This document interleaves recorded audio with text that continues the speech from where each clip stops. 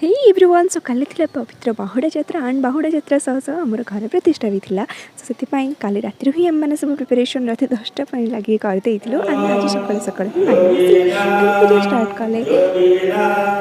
पूजा तो चली था भर बहुत सारा कुणिया भी आसुता सो कोल्ड ड्रिंक्स वगैरह दिया होता है एंड आम भर अधा कोल्ड ड्रिंक्स निजे ही पी जाइए एंड देन आम चल कटाकट करने बहुत सारा परिवा था काटापी सो आम हेल्प करूँ बट यार आम बहुत सारा कम कर विश्वास करूँ बहुत सारा एतक सब आम काटी कुटिकिना रखीचु एंड तापर आमर आसीगला रथ सो रथ को आम चलिलु भिड़ापी बाहुड़ा यात्रा आम गाँव में होता सो आम फटाफट दौड़ी चलीगलु रथ भिड़ापी बिकज पूरी तो एथर जापारूनी सो ये रथ को ही भिड़देबू सो जगन्नाथ तो सबुठ सेम ना सो रथ भिड़लु एंड देन आसला बेलू आम खाଇବା रेडी हो जाता एंड लोक मैंने भी खावा आसले जेहेतु बिनिंग हो जाता सो खाଇବା पीवा सब स्टार्ट है